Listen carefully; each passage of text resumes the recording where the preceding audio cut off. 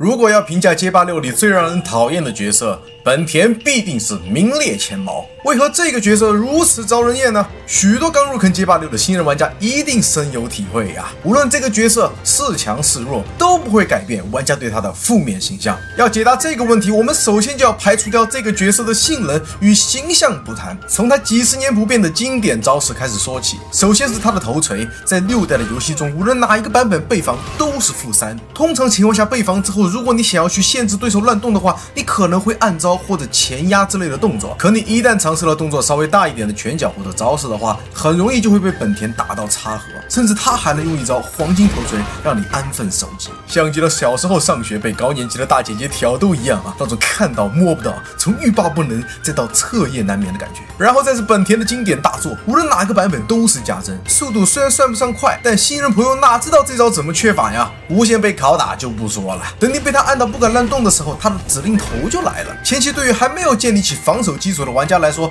这种对局无疑是对每位玩家的考验。等等，如果只是因为赖招被人厌的话，我想还有很多角色值得拿出来吐槽一遍啊！最让人难崩的是，这个屌毛角色实现这些赖招的成本非常的低，开局就往那一蹲，不只是形容骨裂的名场面。现在街霸6的新手局里，许多本田玩家同样也是这个路数，拉后蹲着就意味着可以同时续着2个方向的招式，一招我拿来疯狂摸奖，一招我拿来疯狂压制。新手局不是还有很多跳跳虎吗？本田的战重拳、头锤和大作，我看来都是全游戏里最好的对空招式之3了。给大家看一看判定框就懂了啊！这些拿出来比较一下，可以说是让本就没有太多进攻方式的新手们这下彻底没招了。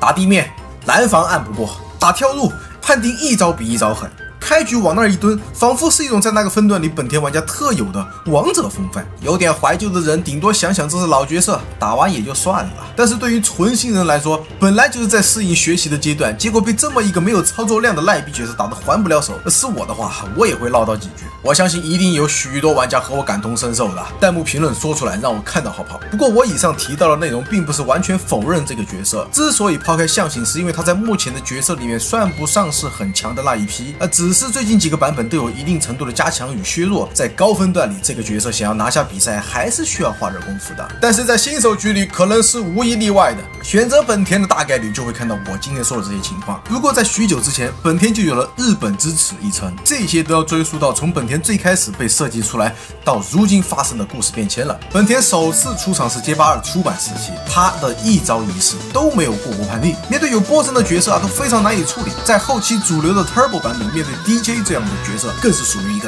大不利的对局。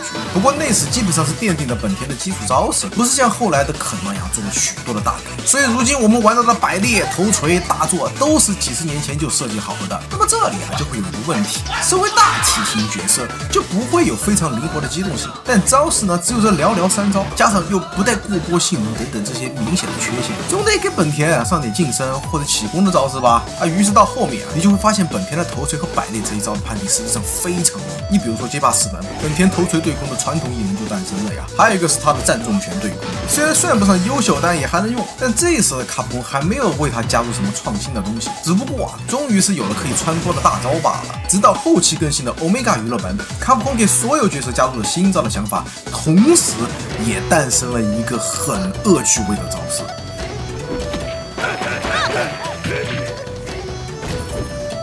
再到后来的街霸5，其实卡普空还没有为本田做出太多创新的地方。肯都在5代基本上是和龙做出了很大的差异化了。本田只是多了一个 VS 和 VT 而已。然而本田招式不够丰富，就少了许多进攻的手段，打法似乎也只能和以前那样倒插不插。但几十年都过去了，好像其他人都在进化，我本田没什么改进，那我加强招式总行了吧？于是本田堕入了深渊。轻百裂无限加2的一键压制，依然很难缺反拷打对手心智的轻头锤，还有背防拉得又远，还能裸出轻百裂去摸奖的无敌大作。我这里很想邀请一些街霸5的老玩家帮我回忆回忆，和本田对战究竟是有多折磨。就连当时梅人大悟在研究本田招式判定的时候，也称赞此乃日本之光呀！现在街霸6都好多了，大家好歹都有蓝防，玩久了你总能进防几次吧？放以前的作品里，你只会更加难受。所以你们看，本田招人厌，其实本质上是这个角色几十年了都没有太多的创新与改进，只是一味的装填数值来弥补角色某些地方的缺陷。实际上，本田这个角色在全系列或许都算不上是强角色，在高手局里想要突破对手的防守，还是非常考验自身能力的。可这些赖招对高手意义不大，但对于新手来说就非常恶心了呀。没有熟练度和知识量支撑的话，你就只能被这个恶搞角色打得气不知道往哪儿撒呀。所以我想本田这个锅归根到底应该是让这个游戏的设计师来背。